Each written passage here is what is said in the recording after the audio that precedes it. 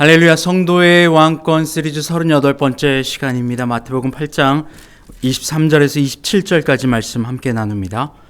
배에 오르심에 제자들이 따랐더니 바다에 큰 놀이 일어나 배가 물결에 덮이게 되었을 때 예수께서는 주무시는지라.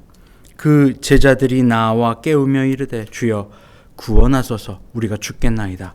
예수께서 이르시되 어찌하여 무서워하느냐, 믿음이 작은 자들아 하시고 곧 일어나사 바람과 바다를 꾸짖으시니 아주 잔잔하게 되거늘 그 사람들이 놀랍게 여겨 이르되 이가 어떠한 사람이기에 바람과 바다도 순종하는가 하더라.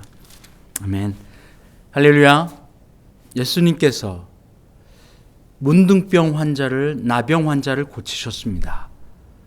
그런데 그 나병 환자의 그 고백은 가히 믿음이 크지 아니할 수가 없습니다. 듣도 보도 못한 고백이죠. 너무나도 고통스러울 텐데도 불구하고 그는 주님이 원하시면 고쳐주시옵소서 라고 말입니다. 주님의 원하심을 물어봅니다. 그리고 더 나아가서 백부장, 이방인인 그는요, 예수님 우리 집에 오실 것도 없습니다. 주님 말씀만 하시면 낫겠습니다. 예수님은 그에게 이스라엘에서 이보다 큰 믿음이 없다라고 하셨습니다. 그리고 오히려 이스라엘 백성의 통치자 격인 서기관이 예수님을 따라와 예수님 어디든지 내가 따라가겠습니다 라고 이야기하였습니다. 그런데 예수님은 그에게 예수님이 가야 될 그 길이 어떤 길이라고 가르쳐 주셨냐면 머리 둘 곳도 없는 길, 그리고 심지어 아버지를 장사하고 장례를 치르는데 그것마저도 뒤로 하고 예수님을 따라가는 그 길, 쉽지 않은 길이죠. 그 길을 말씀해 주셨습니다. 그리고 예수님께서 배에 오르셨고 제자들이 예수님을 따랐습니다. 그런데 그 배는 어떤 배였을까요? 예수님을 따라가는 배는 그냥 쉬운 배가 아닙니다. 그냥 쉬운 배가 아니라 풍랑이 일게 됩니다. 바람이 일게 됩니다. 물결이 덮이게 되었어요. 갈릴리 호수, 갈릴리 바다, 그들은 갈릴리에서 아주 오랫동안 평생을 물고기를 잡던 자들이었습니다. 그럼에도 불구하고 그들이 두려워합니다. 그런 정도의 폭풍이 불기 시작합니다. 그런데 예수님은요, 그 폭풍 가운데서도 어디 계시는 거예요? 주무시고 계시는 거예요. 그들은 폭풍 가운데 죽음을 경험합니다. 그 죽음의 경험 가운데 예수님을 쫓아 부르기 시작하는 거죠. 여러분, 우리 삶에도 보면요, 폭풍이 일어납니다. 그리고 비가 옵니다. 그리고 창수가 납니다.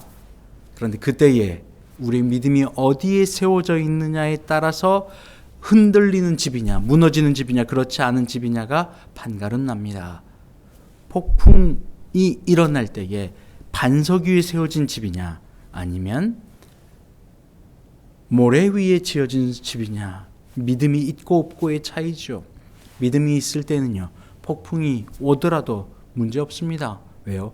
그 폭풍, 그 중심에 폭풍을 통치하시고 이 폭풍도 일어나게 하시는 이가 누구예요? 예수님이시잖아요. 그분의 통치 아래 있지 않습니까?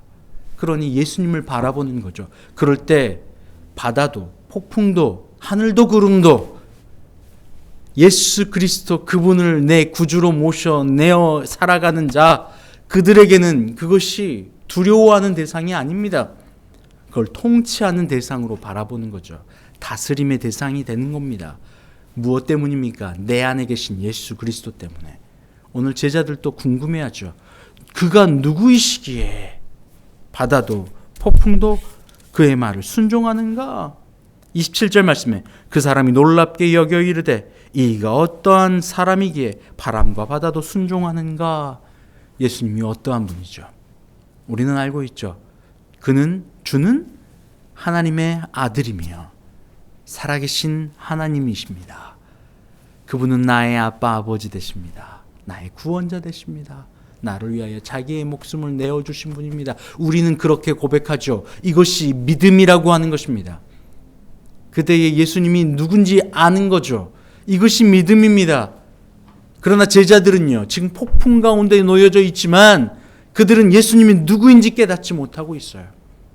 예수님이 한낱 그냥 병 고쳐주는, 그냥 기적을 좀 행하시는 분, 아니면 남들보다 조금 더 지식이 뛰어나거나 지혜가 풍부하셔서 따라갈 만한, 존경할 만한 분 정도로만 아직까지 파악하고 있다는 거예요. 마치 서기관이 예수님을 따라가겠다고 고백했던 그때의 모습처럼 말입니다. 그러나 폭풍 가운데 있었던 이들은, 그러나 나병이라고 하는 병 가운데 있었던 이는요, 하인의 고통 가운데 있었던 그 백부장은요, 그 고통 속에서 그것을 해소시켜 주실 분이 예수 그리스도라는 사실을 알게 되는 거예요. 그러니 예수님이 그의 믿음을 칭찬하는 거죠. 오히려 이 제자들, 예수님과 함께 거닐고 있는 이 제자들, 오히려 그들은 믿음이 없다라고 말하고 있는 거예요. 예수님이 이렇게 이야기하는 거죠. 26절 말씀에 예수께서 이르시되 어찌하여 무서워하느냐, 믿음이 작은 자들아. 무서워할 필요 없다는 거예요. 폭풍 가운데 있을지라도 무서워할 필요 없다는 거. 왜입니까? 이 폭풍우를 다스리시는 이가 예수 그리스도. 할렐루야. 폭풍우를 통치하시는 이가 예수 그리스도. 그러니 폭풍 때문에 두려워할 필요가 없죠. 무서워하고 두려워하고 죽음을 경험하는 그 순간 무엇을 찾아야 돼요? 그리스도 예수를 찾는 거예요. 왜요? 예수 안에 다 있지 않습니까? 예수가 하나님이에요. 예수가 이 땅을 만드셨어요. 예수가 이 땅을 통치하세요. 예수님만이 죽음을 승리로 바꾸시는 분이세요. 그러니 여러분, 어떠한 환경에도, 죽게 생겼던 환경에도 우리가 죽게 생겼나이다 라고 이야기할 필요 없어요. 예수님 어디 계시나이까? 주님이 계시지 않습니까? 라고 주님을 바라보면 되는 거예요. 예수님이 아니라 폭풍을 바라보고 죽겠습니다 라고, 어이구 나 죽겠네 라고 했던 그들에게 예수님은 믿음이 적은 자들아, 믿음이 적은 자들아 라고 이야기하신 것 아닙니까? 믿음이 작아요. 뭘 보기 때문입니까? 예수님이 아니라 폭풍을 바라보기 때문입니다. 예수님을 바라봐야죠. 우리의 믿음은요, 예수님 안에 있는 겁니다. 예수님과 동행할 때 믿음이 가능한 일입니다. 그분은 통치자이시오, 창조주시오, 모든 것을 다스리시는 분입니다. 바다도, 바람도, 하늘도, 새도, 모든 이 땅을 통치하시는 분이에요. 그러니 그분 안에 있으면 무서워할 필요도, 두려워할 필요도 없죠. 두려워한다면 뭐가 없는 거예요? 믿음이 없는 거예요. 기뻐한다면요, 흔들리지 않는다면요, 믿음이 있는 거예요. 할렐루야. 여러분, 이러한 찬양 있죠? 폭풍 가운데 나의 영혼 잠잠하게 주를 보리라. 아멘. 여러분, 폭풍에도 문제 없습니다. 왜요? 폭풍을 통치하시는 이가 하나님이시거든요. 예수님이시거든요. 그분이 지금 나와 함께 계시거든요.